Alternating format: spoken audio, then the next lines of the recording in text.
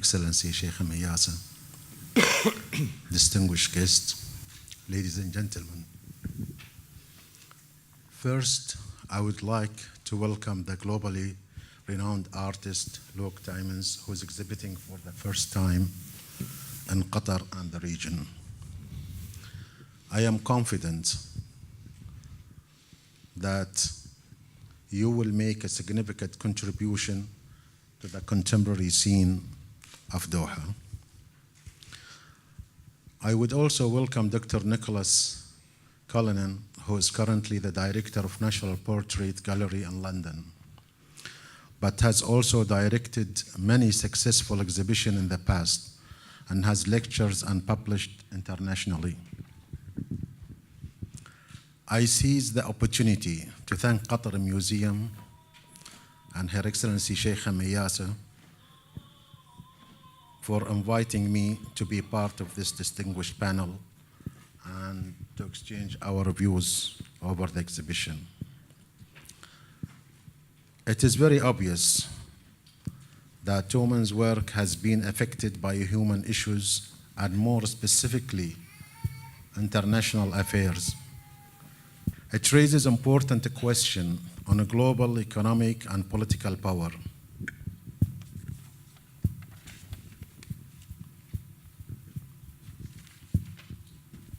I really don't want to go into more introduction, but I thought maybe we will talk on this panel for maybe about 20 minutes and really leave the door open for a question. I see a big crowd here, and I am sure they came out of interest and they have a lot of questions to ask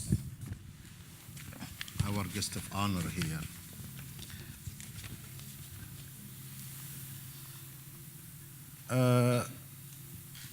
If you will allow me, I will just say that looking carefully at your work, we feel directly concerned as population of the Middle East, since numbers of your painting depicts figures who have left significant impact on this part of the world or historical moment that changed the face of our region forever. Dr. Nicholas, I'll give you the floor. Thank you so much, and thank you all for being here. Before we begin, I just want to congratulate everyone involved in the exhibition. It's such a splendid event and really a phenomenal achievement. So I just want to begin by congratulating everyone. It's really a thrill to be here. The first question goes to Luc in the first instance, and it's to ask if you could just tell us a little bit about what having the exhibition here means to you and how it came about. Well, it means a great deal to me because it's like unknown ground for me too. And it came about in a very personified way because Her Excellency Sheikh Miyasa and His Excellency Sheikh Yassim actually came to visit me. And so it is through this personal contact, which I think I want to stress, which is really important in these things, that things are made and things come about. And I started to think about the region as, of course, it's a conflictuous region, which makes it all the more interesting to do it, in a sense.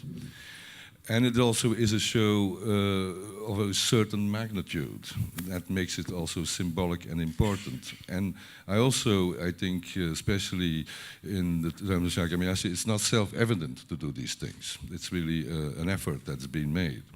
And so I will also put all my effort into it. So for me, it has a clear importance in terms of the region where it goes. And this is, as I say, unknown territory. And I do that as an invitation to a dialogue. And I do that with myself and the work that I make, which is clearly about Western image building, which is something quite specific, quite intentional in a way. And I'm therefore opening this dialogue to see how the work will resonate. I'll give you an example.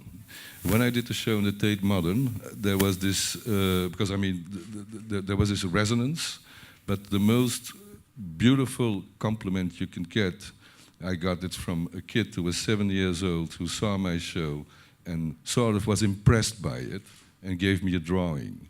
This is the most beautiful, innocent gift you can get, because it's actually not by actually for imitating all the information, or no, it is a clear thing. And I still believe in the fact that the visual language is something else as a written one. Okay, the next question goes to both of you, and it's about the 5 site-specific works in the exhibition. So there's 5 works which existed before as paintings, and what Luc has done is to actually make another version of those paintings directly onto the wall of the gallery. It's a really extraordinary thing. And I think what that raises is, of course, the idea of site specificity, I can't say it, specific works for this site and context, and what that means to you, how we might read those works. If you could just talk a little bit about those 5 paintings. Was the choice of subjects deliberate? Is there a political resonance? And how might we read them here? Well, these were works of which we didn't get the loans. That's one thing. So it's an expedient. So it has a very pragmatic way of doing it.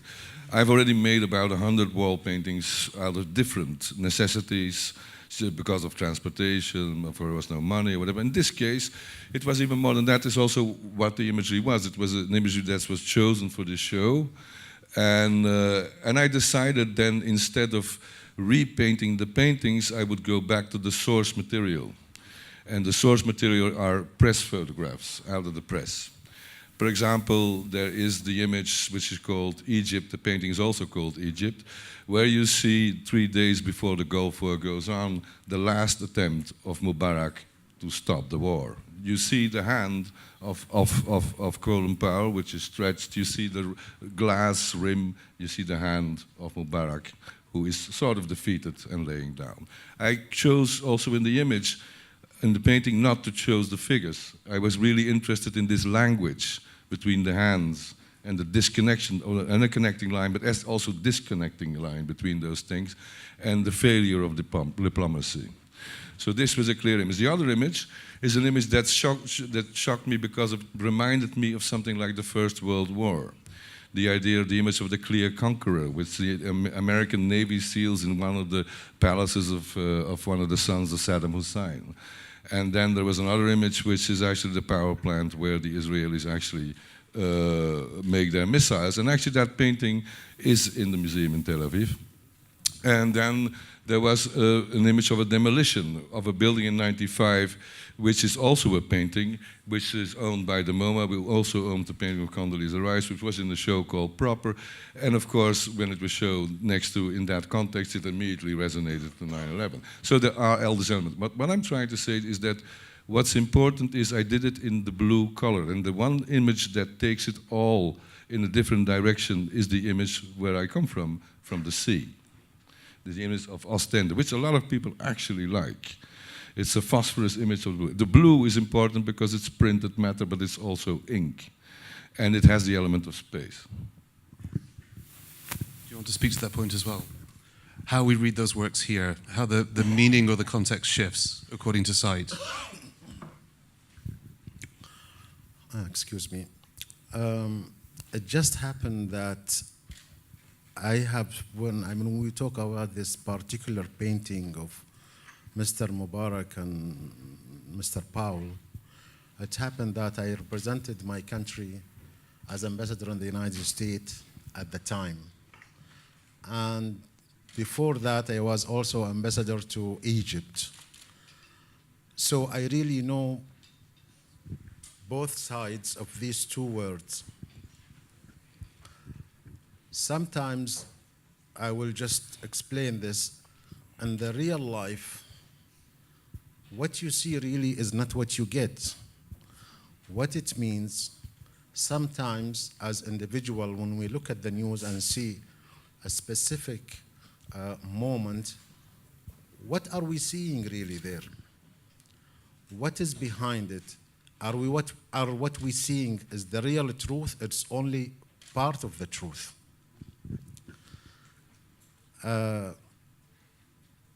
Sometimes, or most of the time, we are trained not to reveal secrets, Sheikh Mayasa, but I will tell this little a story of how the relation between the United States and Egypt.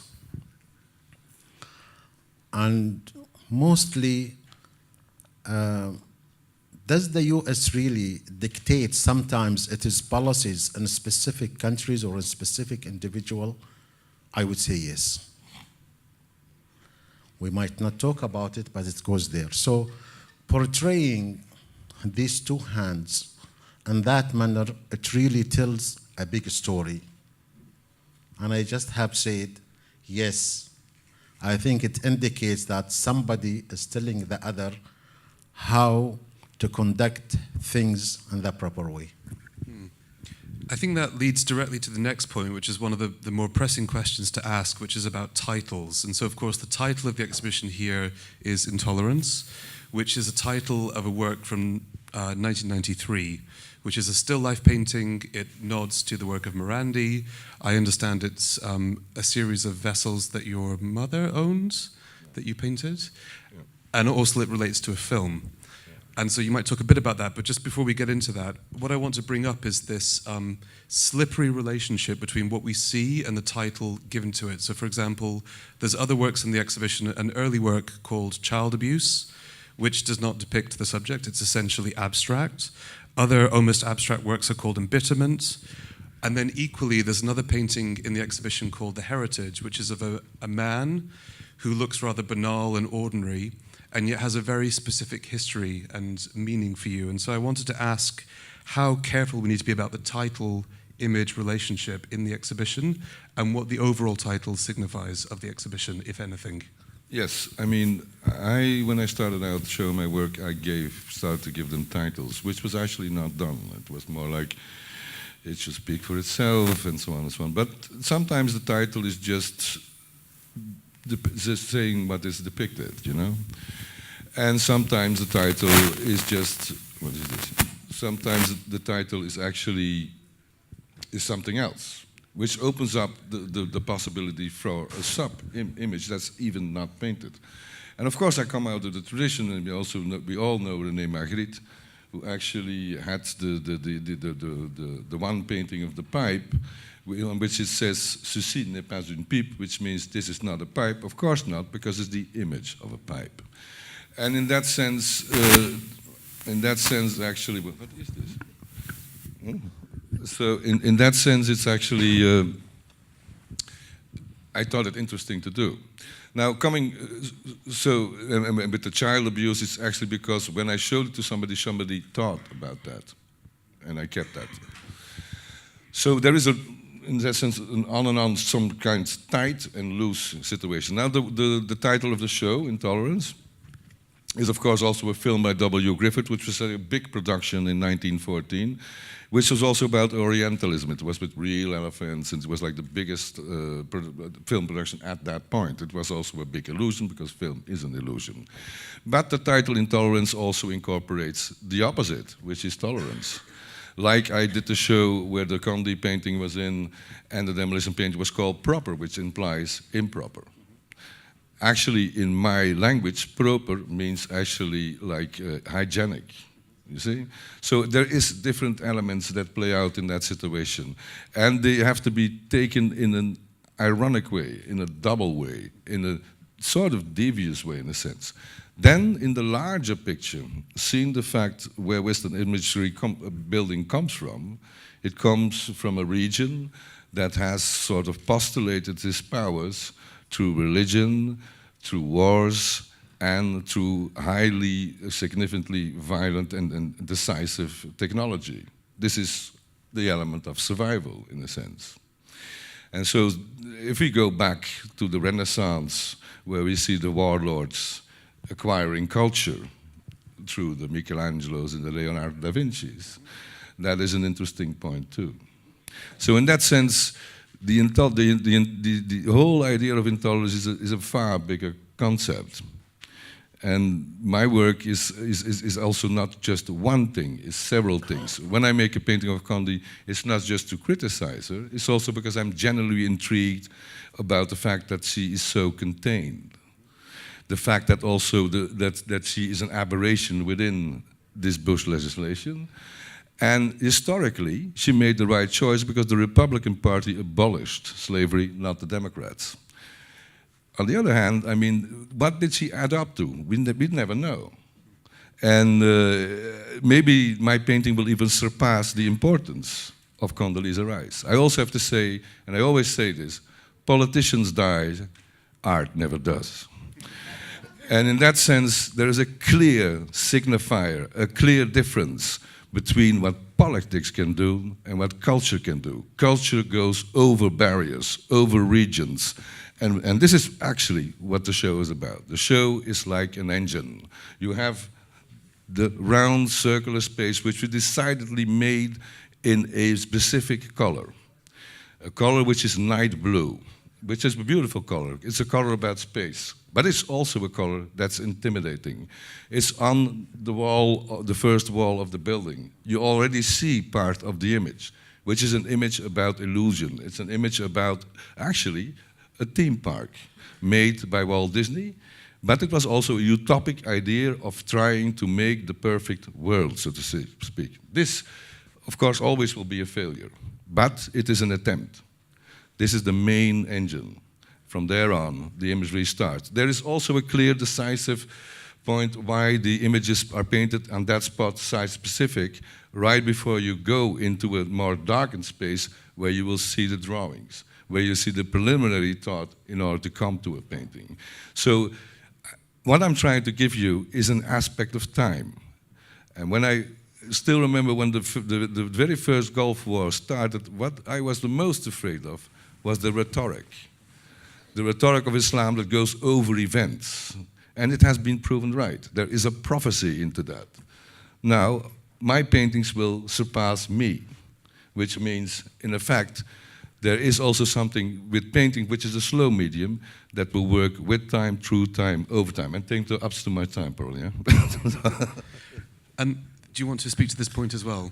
We were saying just before in conversation that, in a way, this exhibition for Luc is a test to see how his images stand up to a different context, a different reading. Perhaps you want to address this. Yes, before that, I would really like to raise the question of related or the relation between politics and culture. Because you once said, life is politics, basically. But you don't go to the gallery and put the word art and politics on the wall.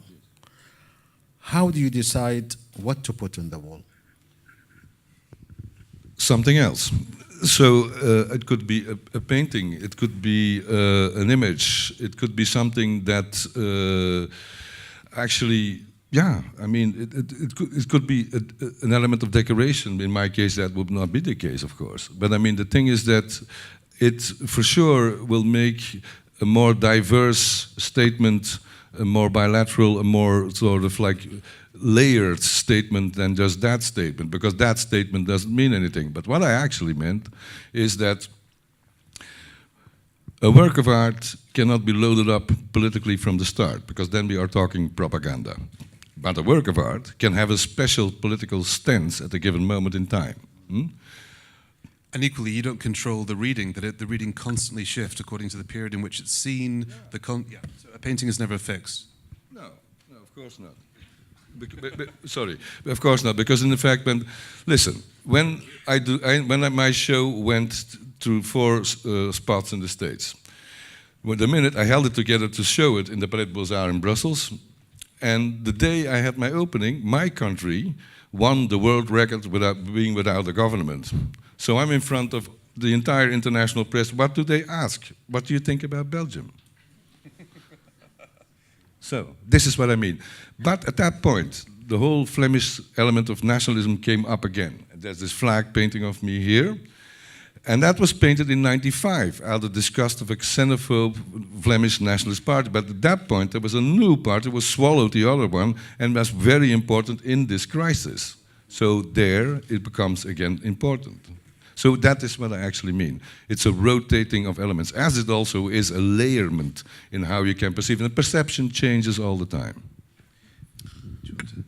When you stand in front of a canvas and you have a specific idea you want to implement on that canvas, so are you starting with the title, or you drawing and as it develops, you come to the title? It's actually, I think it's much more, I titled them afterwards. I tried to figure out titles afterwards, also for the shows. I tried to find one word that sort of rings a bell or changes everything. I mean, for the worse or the better, I don't know. And to that point, could you just talk us through how you make an image? So obviously all of your images your paintings come from found images. They're images that you find either in books or on the internet. So what I want to know is what comes first, the idea or the image? And then how you execute that. So do you go out and look for images because you know what you want to make, or? Well, sometimes that's also a failure. I mean, I can have an idea and try to look at it and inform myself, and that works, and sometimes it doesn't. Sometimes the image is right next to me and I just don't see it. And that can be the powerful point. But of course, like when you make a series about the Jesuits, I read 10 books about what the Jesuits are all about and try to find some significant visual. Because I have to say, whatever it means, the visual has to be significant in the first place. It has to be, has to have tension enough for me to make it. And I also don't want everybody to see the same thing in it as I see in it. Just I have to have this conviction that is relevant to do. Because I work already with existing imagery, which is recognizable. So when I try to rework it, it should be having a sort of different twist so that it can make people think.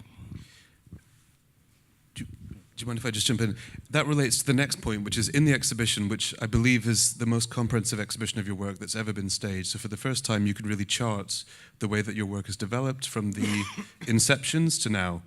And what really struck me spending time in the exhibition is the relationship in your work to, of course, photography and film, which is a commonplace, much discussed, but just for the benefit of everyone here, Luc, of course, began as a painter and then spent 3 years in the early 80s as a filmmaker.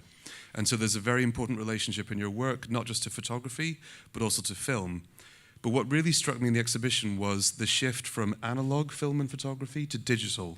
That comes through loud and clear in the exhibition. So the earlier works, of course, relate to Polaroids, now defunct mediums, or the blur of analog film and photography, whereas the more recent work addresses more the pixelated image and, for example, the glow emitting from the screen rather than the thrown or projected light that we have with analog film.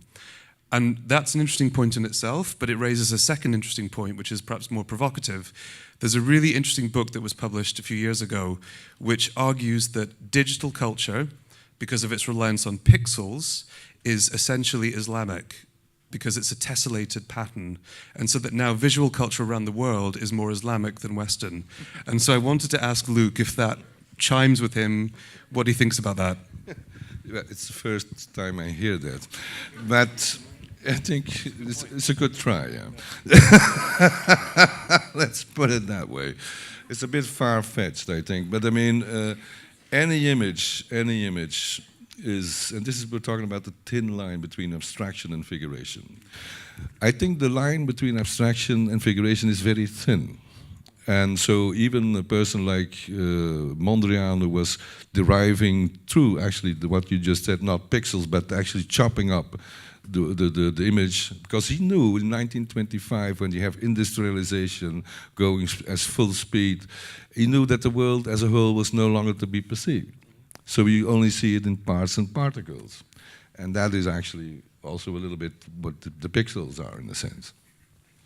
So I think it's to narrow that down to one idea like that would be more like Islamic, I think is also a sort of narrowing down the Islam in a sense, so to a pixel, which I don't think you could do.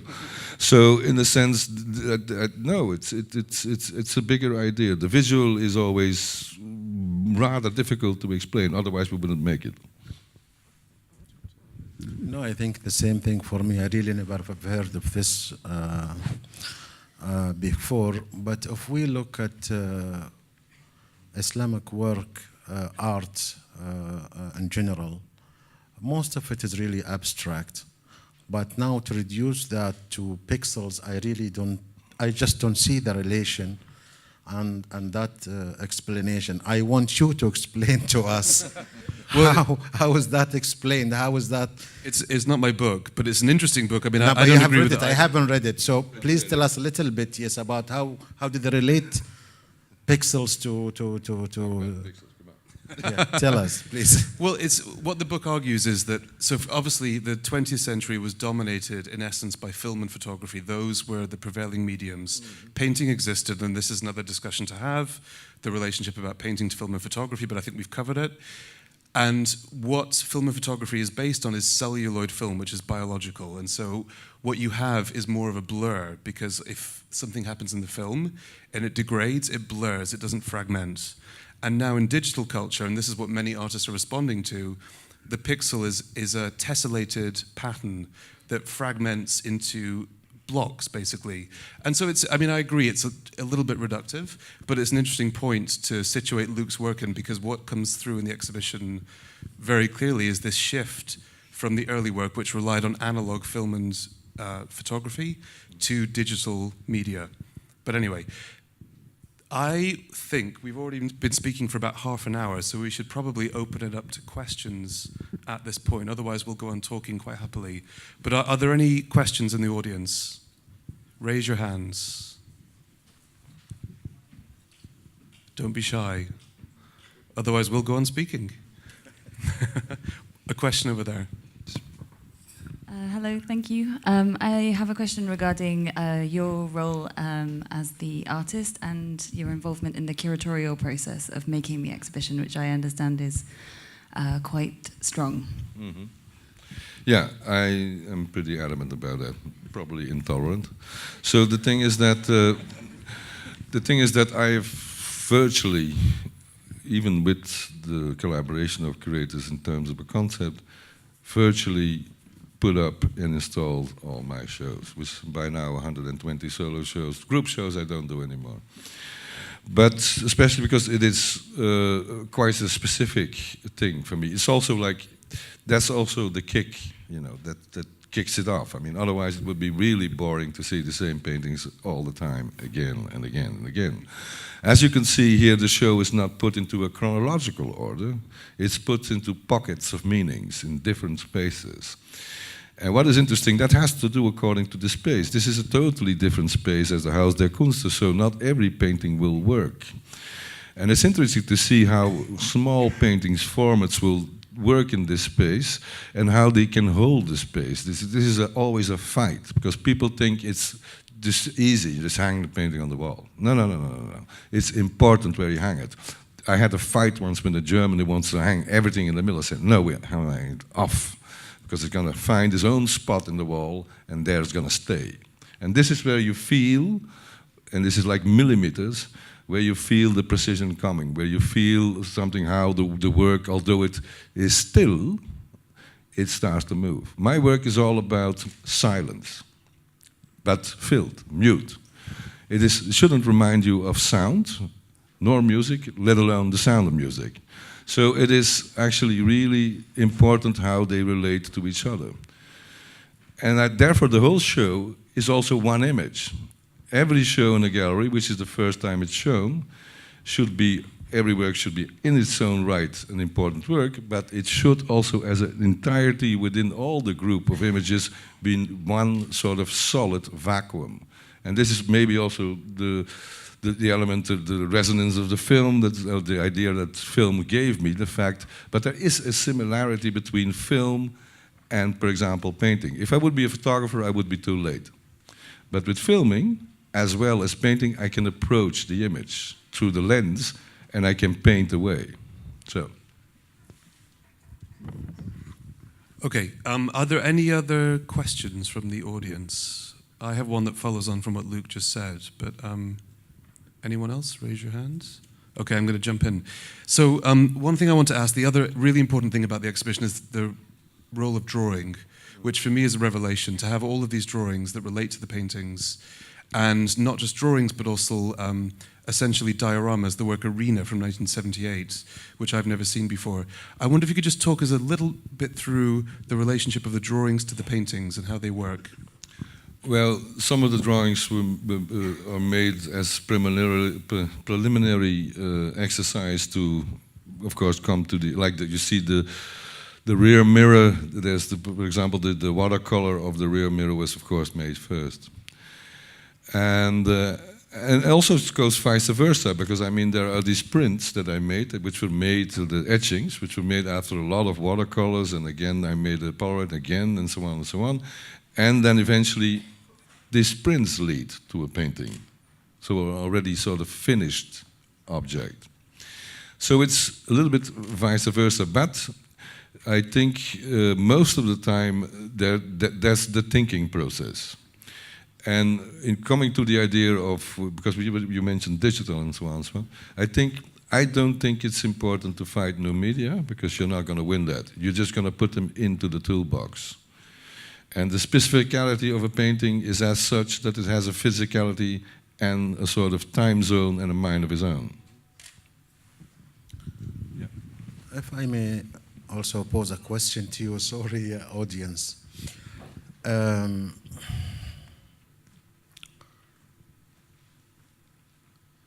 How would you like your audience, when they look at your paintings, are you giving them the opportunity to interpret it according to their background and understanding and culture? Or are you trying to tell them something from you? No, you have to understand it, or you have to interpret it in such a way.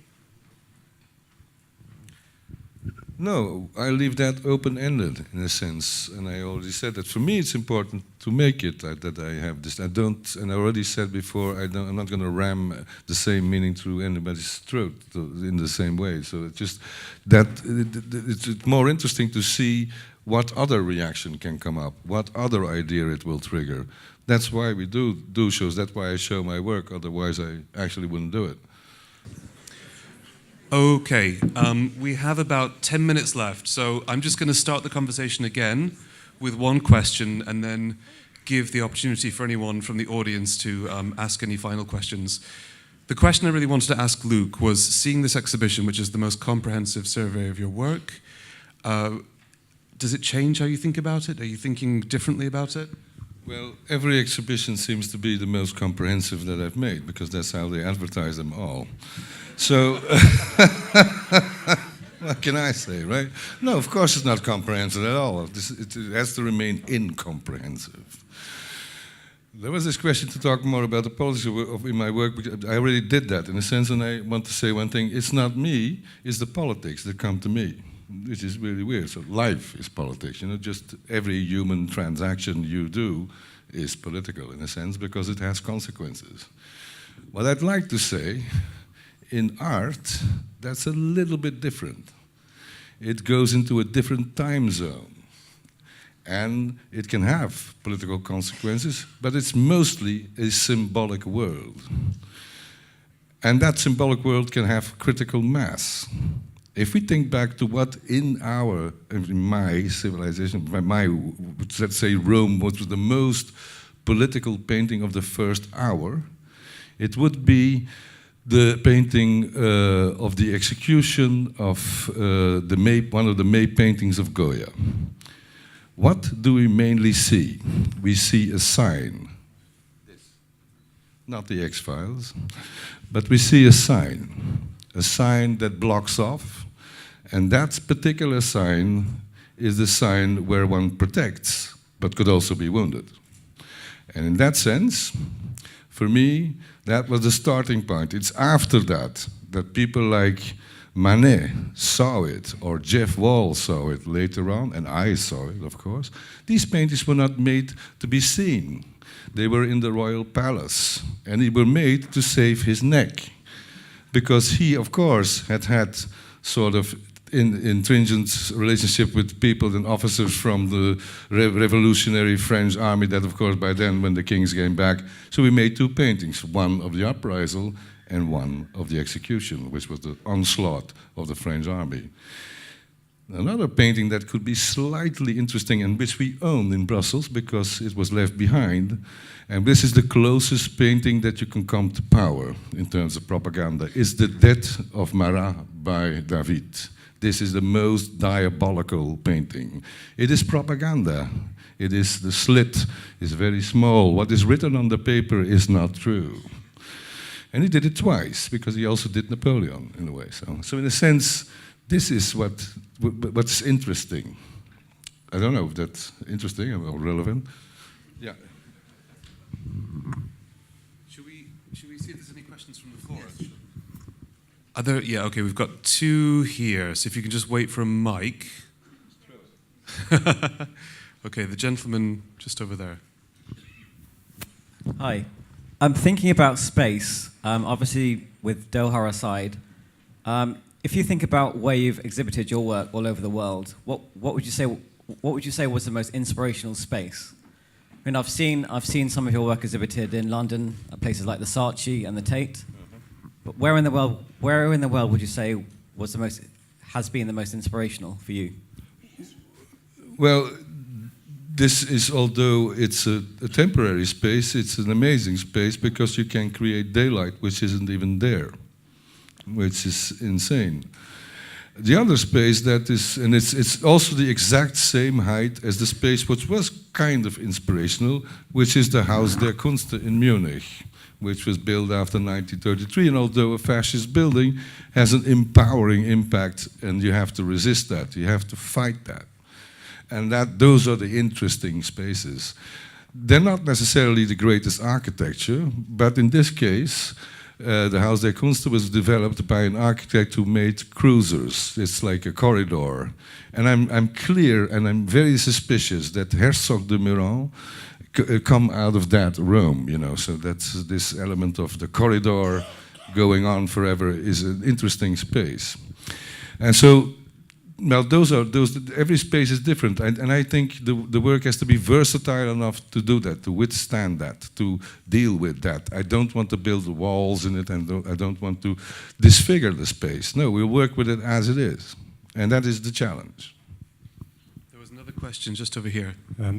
Yes, painting, the medium of painting, has been pronounced dead and buried, you know, so many times in the 20th century, and at certain points an artist comes along and finds a way out of that, and Mondrian was one who you mentioned earlier. And I think in the early 90s there was really a sense that really was it. You know, it was the last time painting as a medium was really over.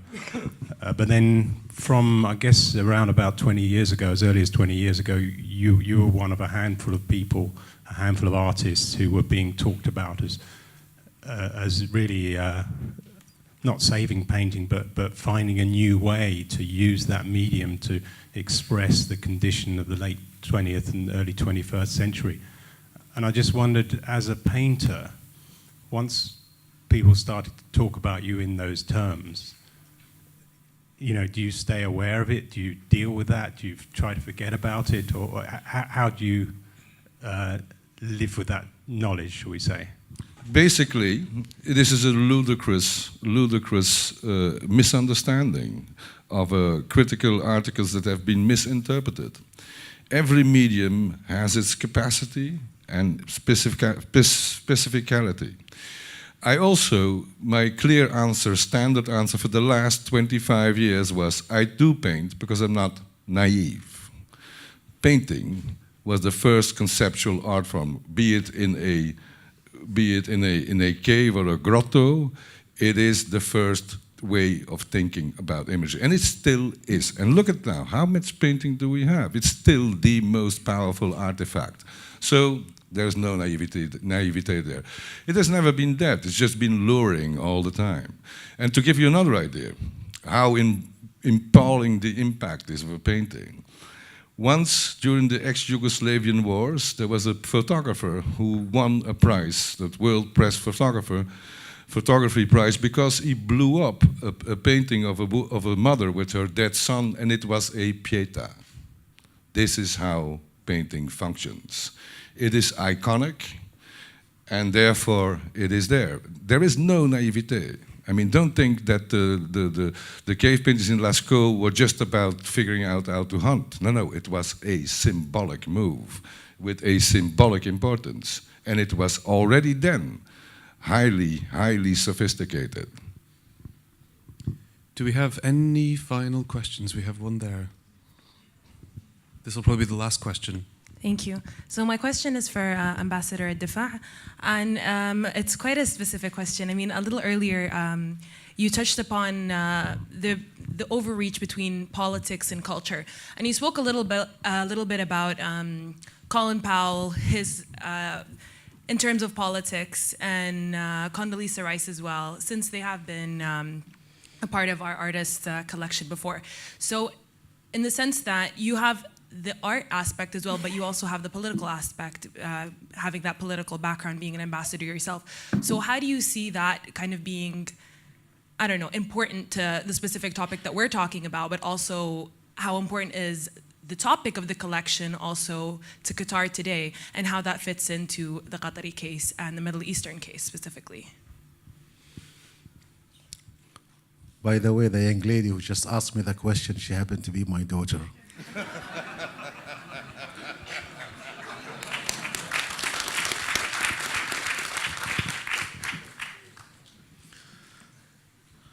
Well, actually, I was going to ask this question and the relation again between culture and politics. When we look at this region, and when I say this region, I'm talking about the Middle East, which really has been the birthplace of civilizations.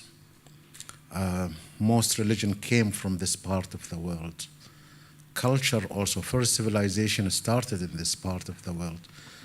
Today, when we look around and we see 4 wars are in our backyards, a lot of killing, a lot of destruction, a lot of waste of human life and material. My question to you, yes, you have had exhibition in different parts of the world, but does that really, or this exhibition here in Doha, does it relate to you somehow the relation between intolerance and what is going on in this part of the world?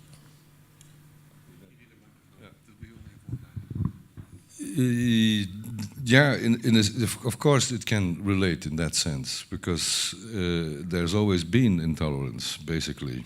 We have lived on it. But what's more interesting is what the opportunities would be, in a sense. What would come out of it? What is the constructive part of it? And that is also part of culture, I think. And lots of times that's not part of the political world, because the political world is about clear interests. Culture is not, because it's a bigger interest. And this is where the possibility lies. And however bloody, however horrific it can all be, it is part of human existence and experience. Not to be, speaking of intolerance, not to be intolerant, but I'm afraid we're out of time. So I just want to thank you all for coming tonight. And please join me in thanking Ambassador Ad-Difa and also Luc Tuymans and congratulating him on the show. Thank you.